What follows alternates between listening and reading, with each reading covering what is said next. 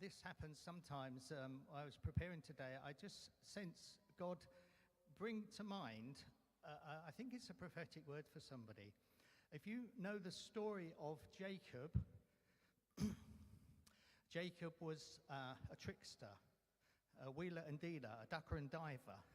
And he had to be, he robbed his brother Esau of his birthright and had to go away to escape his life when Esau was after him, where he was under the charge of his uncle Laban, who actually tricked him. He had to learn his own lessons. And then he would, later on, he returned to Israel, had wonderful promises of God, etc., etc.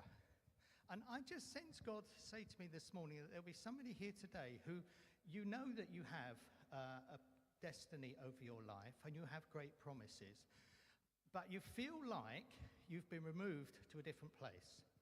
You're not in the land of Canaan, you're somewhere else, and something isn't working, it feels to you.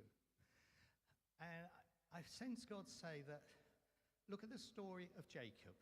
This is God's prophetic word for you from Genesis.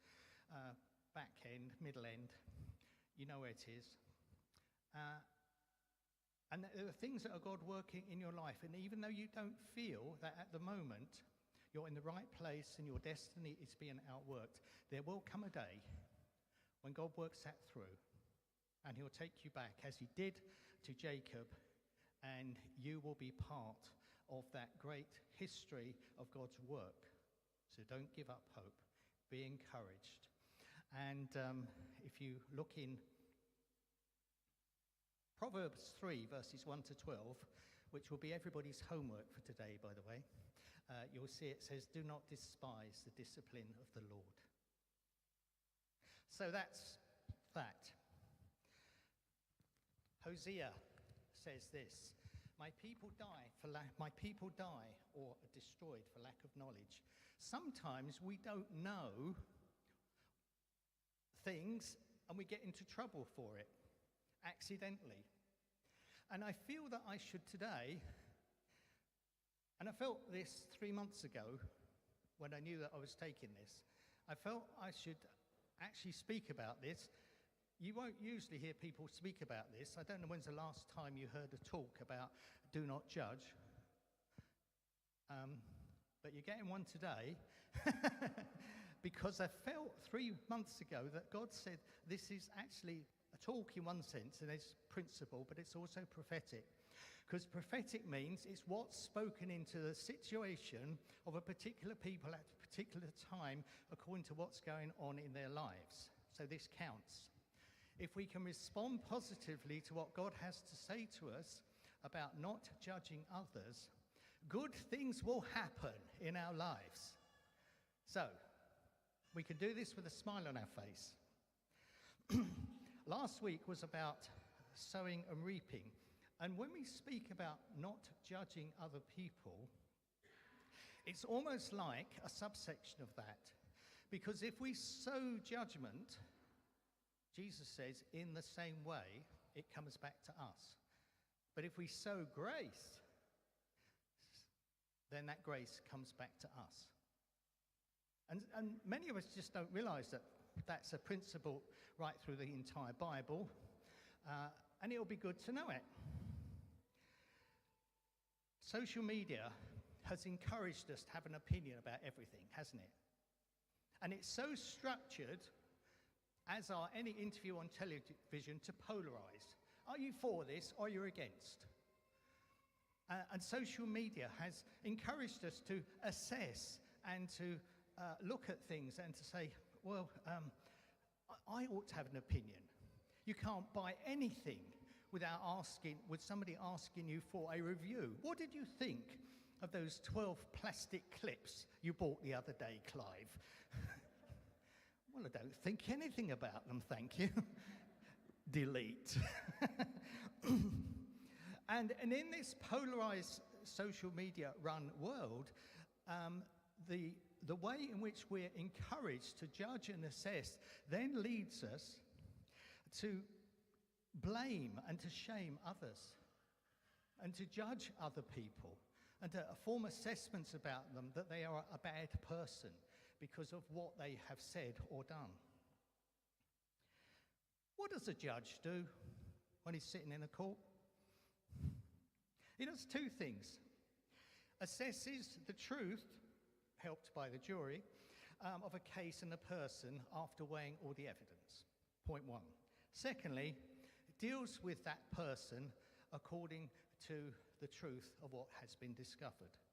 In other words, sends out a judgment.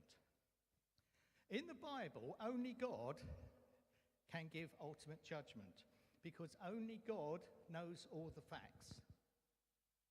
I don't know if you realise that. You would never believe it looking on Facebook. But only God knows all the facts. Only he can uphold justice because it's his universe. And so it would help us, wouldn't it, to define judging? If we can go on to the next slide, please. Judge not that you be not judged. For the judgment which you pronounce, you'll be judged. And the measure you use, it will be measured to you. Let me just think about this. The measure that you use will be measured to you.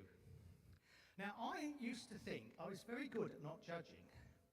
I picked it up off my mother, who was, my little mum, was just pathologically nice. And my academic training has taught me to look at both sides. So I thought I was not good at not judging. My family will tell you, when I drive, it sort of slips. We've all done it, haven't we? We've all done it in the same measure. Do you judge the way in which other people parent? You in Tesco's or Sainsbury's, you look at somebody with a toddler, look down at them about how they're dealing with the screaming child? Do you know all the facts that's going on in that person's life? In my case, do you know what's going on in that person who's speeding along my road, which has a sign saying 10 miles an hour at 30, which tends to bring my murderous tendencies to the surface, etc. Because Jesus said, in the same measure that you give out, in the area where you judge, it will come back to you. So what is judging? Well, first of all, this is what it's not. Next slide, please. It's not avoiding saying what you believe is morally right or wrong. We've come to a place in our society where public discourse has got so skewed that many people are now afraid to give an opinion about what is morally right or wrong. I don't know if any of you amongst those.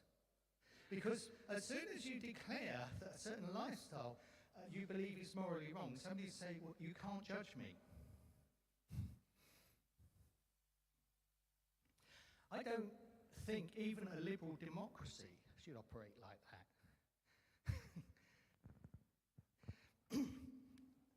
We should be allowed to say what is morally right or wrong, what we believe is morally right or wrong. That's not judging.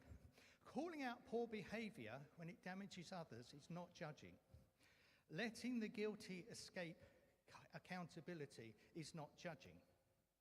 What is judgment? Well, I think there's two levels, and I'm going to take this because I've just done the first point, and this is the second point.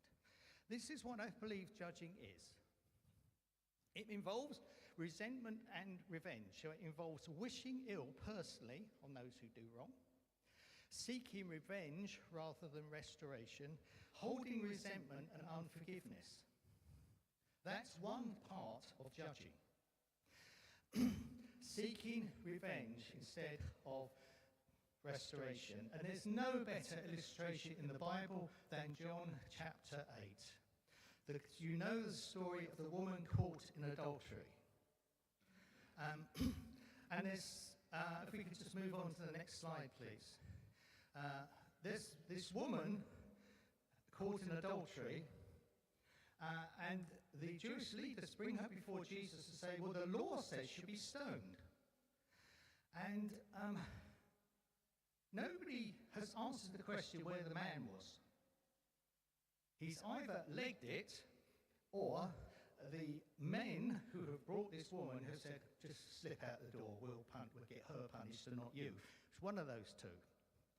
But when Jesus comes to the point of making a judgment, he says this to the woman. When all the others have gone away and he's done something very clever to get rid of them, he said, well, where are your accusers? And she says, well, they're not here, Lord. And she says, well, neither do I condemn you. Go and sin no more. So we know from what Jesus said that she had sinned. Some people read the passage differently. Please read the text when you're going to interpret it. It does help. Go and sin no more means that she had sinned. But he says, I do not judge you. I do not want you to be condemned. Go and sin no more. Jesus was looking for her restoration, not looking for revenge. The ones who dragged her out of that room probably let the guy go and dragged her into public to have her stoned, wanted revenge. They wanted to shame her. They wanted to humiliate her. They wanted punishment. Jesus wants restoration.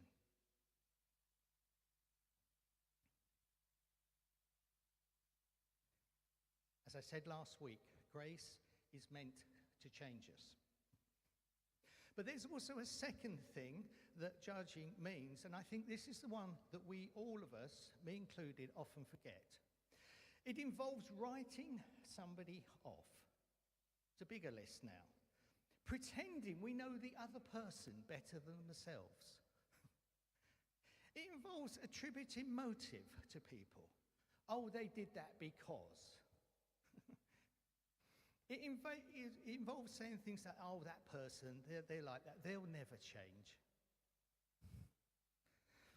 It involves going beyond the proven facts, making assessments about things which are not our business. And as Jesus said, with a plank in our eye, being blind to our own blind spots. Now, we've all got blind spots. This is what marriage is for. I've decided. Jenny has the charismatic gift of pointing out my blind spots, of which there are many. She doesn't have any. But we all have them, don't we? We all have ways in which we behave, and we think that we're okay, but everybody else can see there's something up in some way. You know, it's very easy to judge and to miss the point.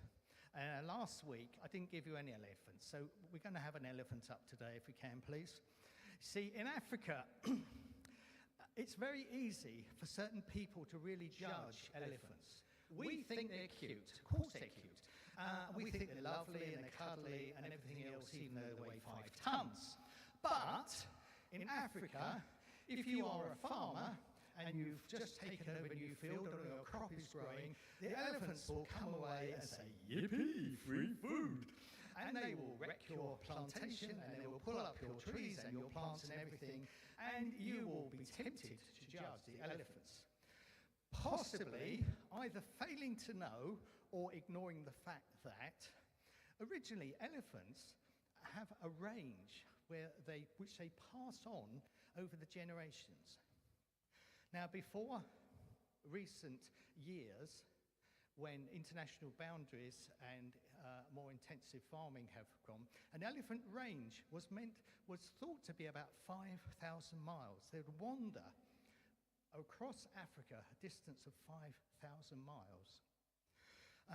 Slightly less now because of international borders, fencing, electric fences, etc. But nevertheless, somebody 2 weeks ago put a tracker on a bull elephant in, I can't remember which country, and they tracked where it went. It travelled over 2,000 miles. It went through 3 countries and 4 national parks. And the reason not to judge an elephant is because everything within them is meant to wander. And if you coop them up, they will cause more damage. An elephant wandering 2,000 miles, 5,000 miles, pulling up a tree a day is actually going to help the ecology because it loosens the earth, it allows other creatures to come and dig at the roots, etc.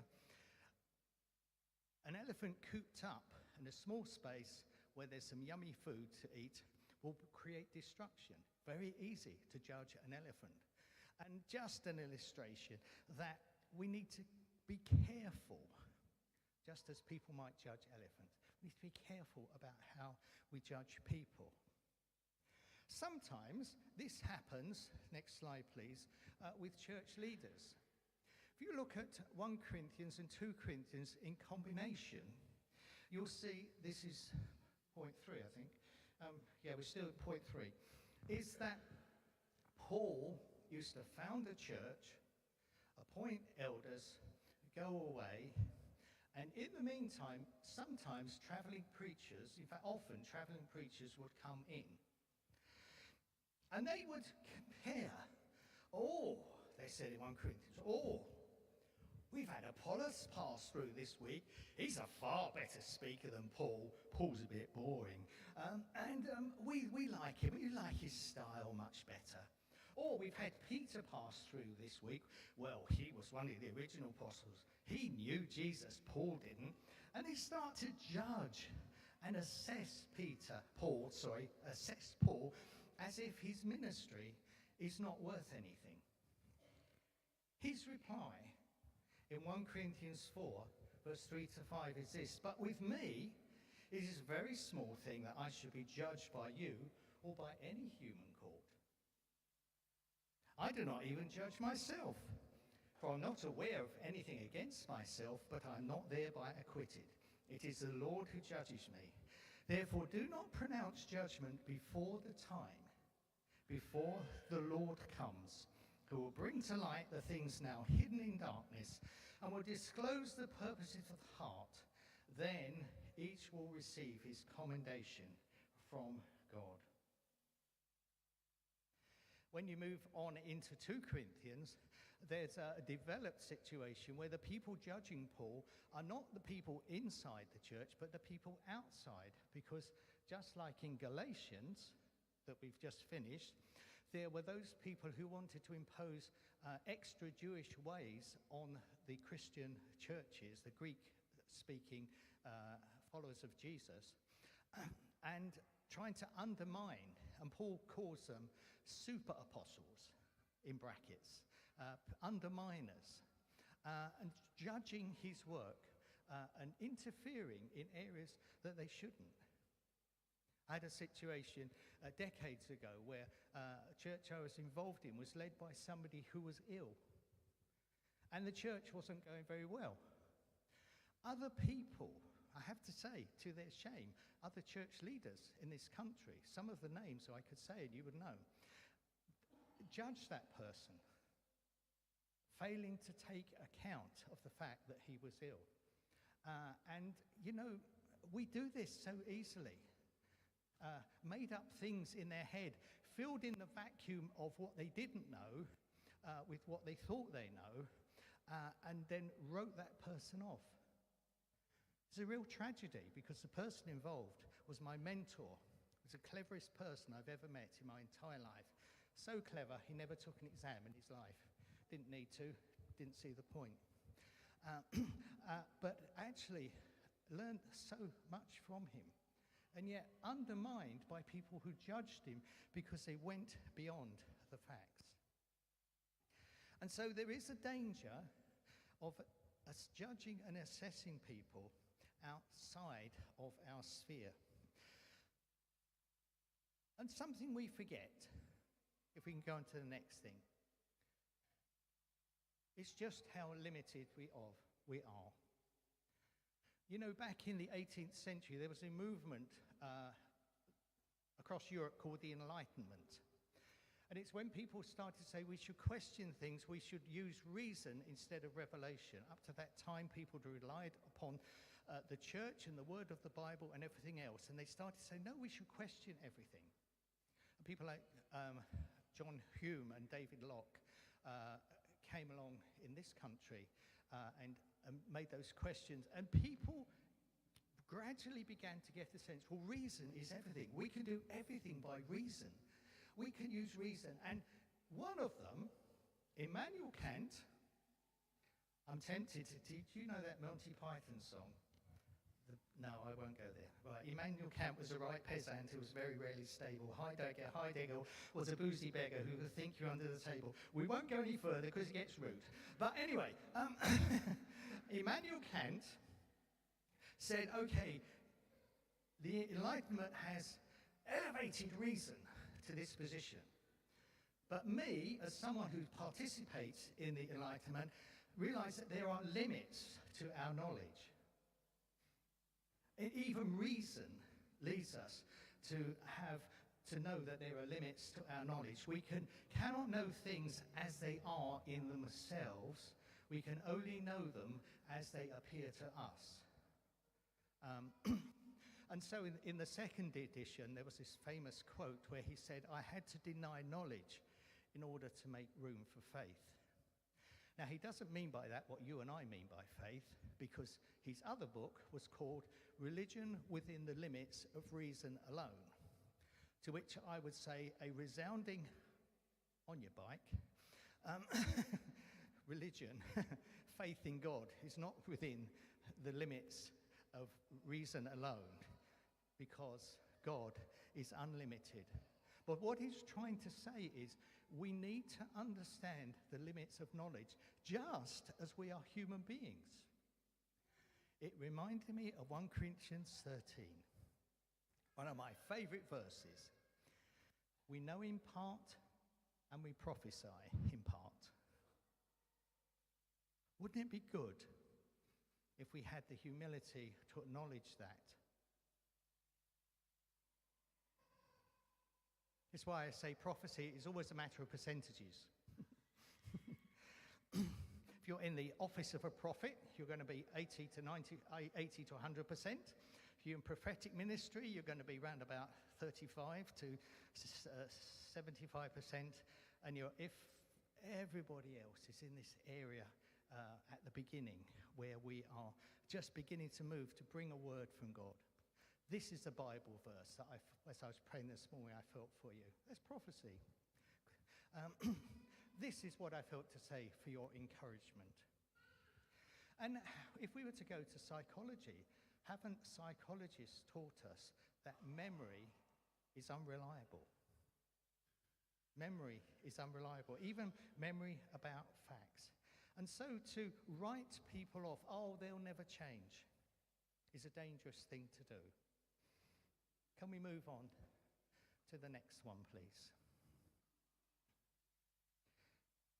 We're still in 1 Corinthians 13. The translation comes from my old tutor, Tony Thistleton, who wrote the largest commentary on 1 Corinthians, commentary on growth hormones, I think. Love never tires of support. Love never loses faith, never exhausts hope, never gives up. We sing that song, Your Love Never Gives Up for Me. But what that's meant to do is make us so we are people who never give up on other people. Never give up on other people. Always, when it says love never tires of support, loses in faith, exhausts hope, and never gives up, it means never gives up on other people and what God can do by his grace in their lives. He's not talking, for once, he's not talking about doctrine. He's talking about attitude, behavior, approach to other people there. And it's so easy, isn't it? When you may have been alongside people for a long period of time, as I was in ministry for 21 years in Bath, and you see repeated behavior in people, it's so easy to write them off and say, they'll never change. It's a form of judging. And as Jesus said, with the judgment that you give out, it will come back to you.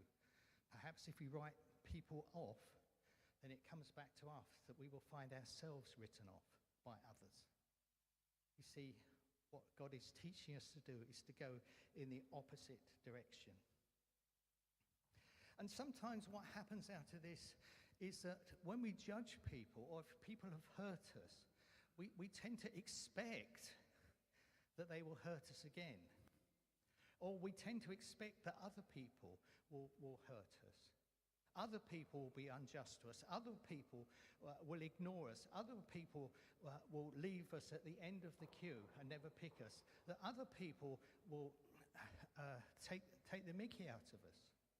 And it has an effect upon us, and something happens in our hearts that says, actually, in order to protect myself, I have an expectation that those people will come against me. And it destroys and it removes trust. Well, one of the most wonderful things about the cross of Jesus that we're going to celebrate is on the cross, all of this can be dealt with. What do we do with it? This is what we do. Next slide. If we're aware... Oh, no, sorry, there's another one. This is a very important verse. See to it that no root of bitterness springs up, causing trouble and defiles many. Make every effort, says Paul in Ephesians 4, verse 1, to keep the unity in the bond of peace. Actually, it's verse 3. Make every effort to keep the unity of the Spirit in the bond of peace. It matters. You know, around about the year 2000, somebody called Edward Schwartz, who's from Switzerland, did a research project on what makes churches grow. He surveyed 1,000 churches across 42 different nations, and he discovered from his research that there were 8 things that were common amongst churches that grow. I'm not going to list all of them to you today, but one of them was, for instance, an inspiring worship service. But one of the things at the end was loving relationships. So churches that grow will have loving relationships. Among other things, of course. And then in his research, he discovered also something else, that most churches think they're more loving than they actually are.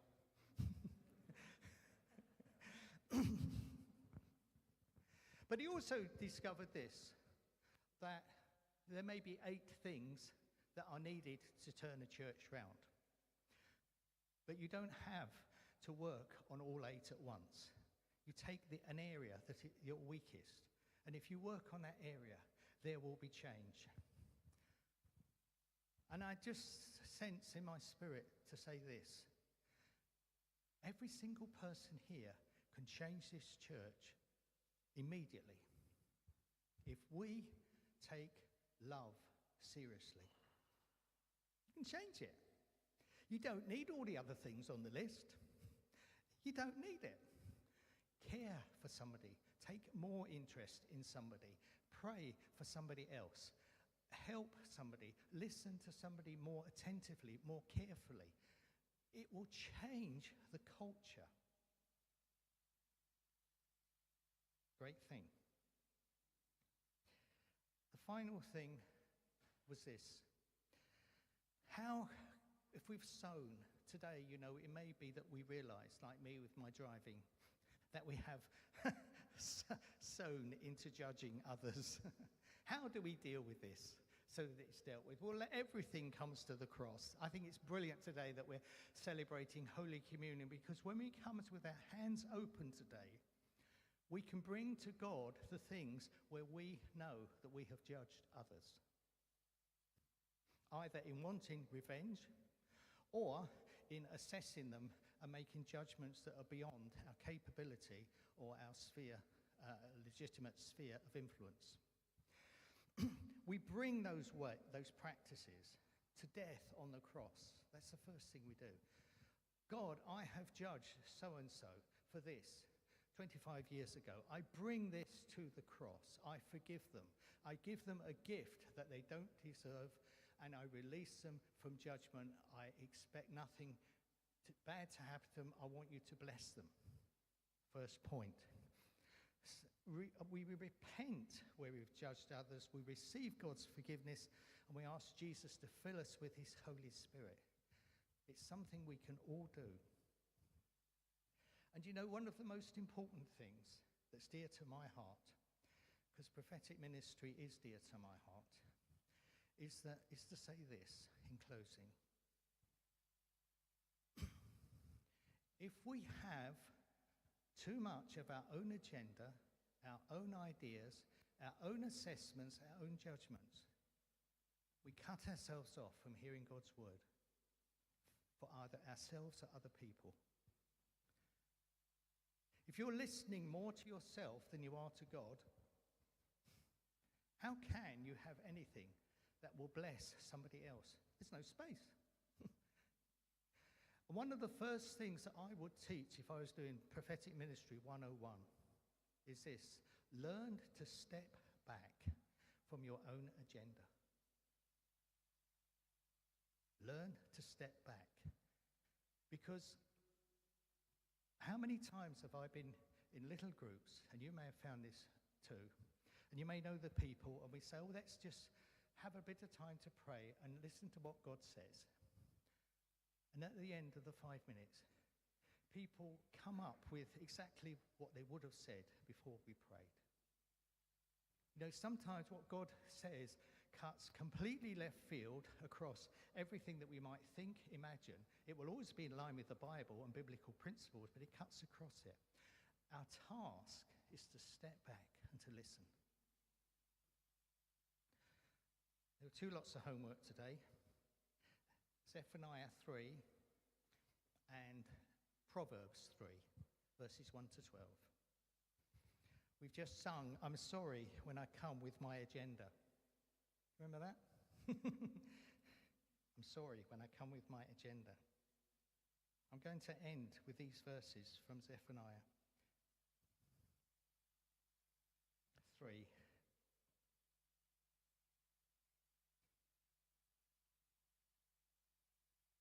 On that day you shall not be put to shame because of the deeds by which you have rebelled against me.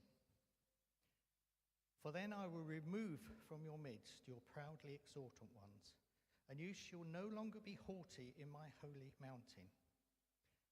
And I will leave in your midst a people humble and lowly, and they shall seek refuge in